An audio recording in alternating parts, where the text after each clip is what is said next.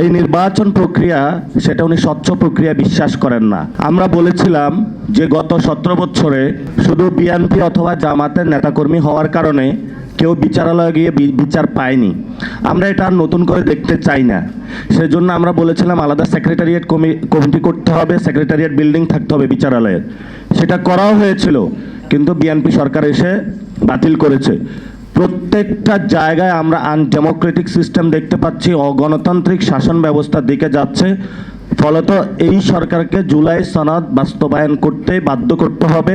কারণ তারেক রহমান যিনি বলেছেন যে জনগণের ভোটে উনি নির্বাচিত হয়ে প্রধানমন্ত্রী হয়েছেন, এই ভোট একটা ভোট ছিল না, 2টা ভোটে হয়েছেন। ফলত একটা ভোট মানবেন আরেকটা মানবেন না, এই সুবিধা আপনাকে অত দেওয়া হবে না।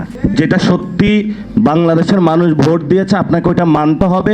যদি না মানেন তাহলে যেই গদি জনগণের, সেই জনগণের গদি জনগণ ফেরত নিয়ে নিবে। অনেকেই সরকারি অফিসে বসেছে, মন্ত্রী, এমপি, প্রধানমন্ত্রী গদিতে বসেই মনে করা শুরু করছে এটা আমার গদি। এই গদিতে অনেক লোক গিয়েছে এসেছে, গদিটা হলো ক্ষণস্থায়ী। এই গদি বাংলাদেশের জনগণের। ফলত বাংলাদেশের জনগণের গদিতে যারা বসবে বাংলাদেশের জনগণের পক্ষেই থাকতে হবে। তৃতীয়ত যে বিষয়টা আমাদের সবচেয়ে বড় লড়াই, সেটা হলো আমাদের ভাইদের বিচার। আমি প্রায় গ্রামে গঞ্জে গিয়েছিলাম, গত 20 থেকে 20 দিন গ্রামে গঞ্জে ঘুরেছি। অনেক জায়গায় গিয়েছে, মানুষের সাথে কথা বলেছি। ডিরেক্টলি প্রায় 2 থেকে 2.5 লক্ষ লোকের সাথে হলো পথসভা করেছি। বিভিন্ন জায়গায় হলো আওয়ামী লীগের লোক ঘোরাফেরা করতেছে। তাদেরকে জিজ্ঞেস করলাম তারা কিভাবে বের হয়েছে। বললো যদি কেউ ছাত্রদের খুন করে তার মার্কেট ভ্যালু বাইরে যায়। ওসি এবং ওইখানের স্থানীয় নেতারা বসে 5 লক্ষ টাকা দিলে মুক্তি পাওয়া যায়। ওসির রুমে বসে ওই দলের নেতা এবং ওসি বৈশা, ওসি বলে 2 লাখ টাকা রাখি, ওই নেতা নেয় 3 লাখ টাকা, বলছে তারা ছাড়া দেন। এরকম পুরা বাংলাদেশে যারা আমাদেরকে খুন করেছিল, খুনের মহাযজ্ঞ চালিয়েছিল, তাদেরকে হলো মুক্তি দেওয়া হয়েছে।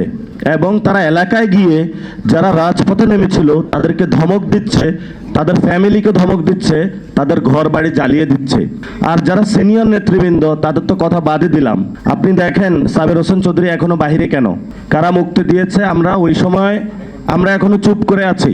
বিএনপিতে যারা এখন বড় বড় মন্ত্রী, তারা ওই সময় আওয়ামী লীগের অনেক বড় বড় মন্ত্রীর জন্য হলো লবিং করেছিলেন আমাদের কাছে।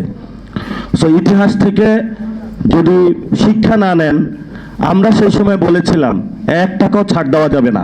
যদি কোনো যারা আমাদের কোনো খুনিকে ছাড় দেওয়া হয় তাহলে আমরা ইনশাল্লাহ ক্ষমতায় এসে তাদের বিচার করব।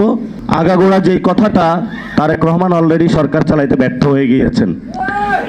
ঘরে গ্যাস নাই, বিদ্যুৎ নাই, জ্বালানি সংকট শুরু হয়েছে, ব্যাংকে টাকা নাই, দলীয় সন্ত্রাস চলতেছে পুরো দেশের মধ্যে। ওইদিকে মোদি যেভাবে কথা বলেন সেইভাবে হলো বাংলাদেশে কথার প্রতিধ্বনি ফেরত পাচ্ছি। অনেকেই বলেন যে দেশে নাকি ফেসিবাদী আসা শুরু করেছে, আবারই কেউ কেউ বলেন 5 মাসে আসে কিভাবে। ফেসিবাদী তো আসে নাই, ফেসিবাদ তো আগে রয়েছে, সেটার উপরে তারেক রহমান বসেছেন। আগে এই ফেসিবাদের চেয়ারে শেখ হাসিনা ছিলেন, কথা ছিল ফেসিবাদের চেহারাটা বাদ যাবে, চেয়ারও বাদ যাবে, সিস্টেমটা পরিবর্তন হয়ে গণতান্ত্রিক হবে।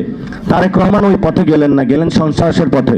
তো সন্ত্রাসের জন্য বাংলাদেশ প্রস্তুত না। ইনশাল্লাহ সন্ত্রাসের বিরুদ্ধে দাঁড়াবো, যুদ্ধ করব, 2টা হয়, জেলে যাব বা কবরে যাব, কিন্তু কারোর সাথে নেগোসিয়েটও হবে না, কারোর সামনে মাথা নত হবে না। এটা আজাদির বাংলাদেশ, উসমান হাদির বাংলাদেশ। সবাই দোয়া করবেন। আসসালামু আলাইকুম ওয়া রাহমাতুল্লাহি ওয়া বারাকাতুহু।